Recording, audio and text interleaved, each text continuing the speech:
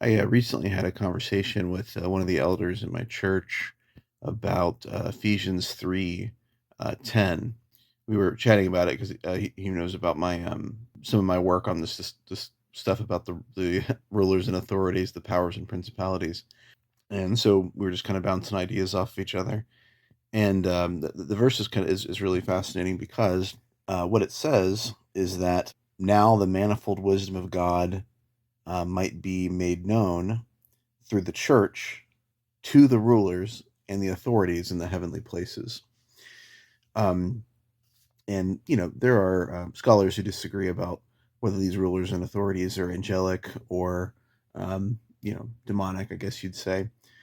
And my view is that they're very likely demonic because that's usually how Paul uses that, um, you know, that phrase, the rulers and authorities, the powers, the principalities, the arche and the exousia. Um, so the question is, how does the church make known the wisdom of God to these powers and principalities?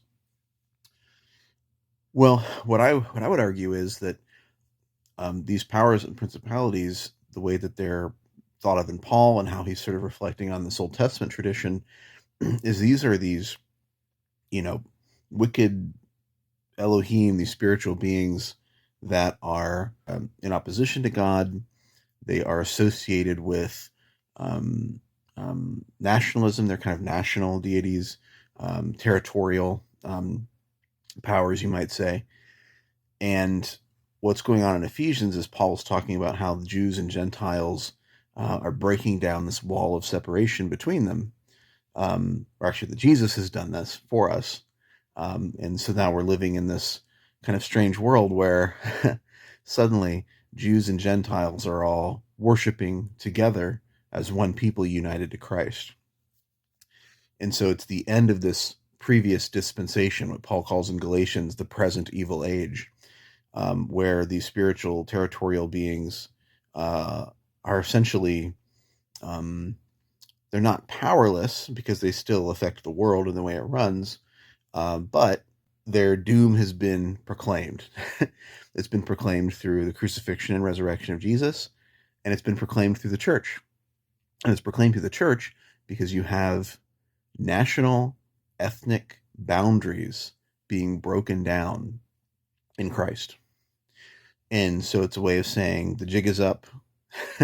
Your time is coming to an end because here we have Jews and Gentiles worshiping together, and these national boundaries are insignificant.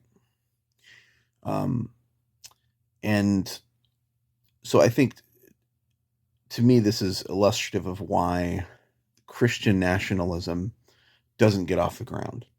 Obviously Christians who hold to racism, is even more so the case, but this applies even to Christian nationalism, that these boundaries that we think are so important are associated with the present evil age, the old way of doing things, the thing that Christ has come to destroy.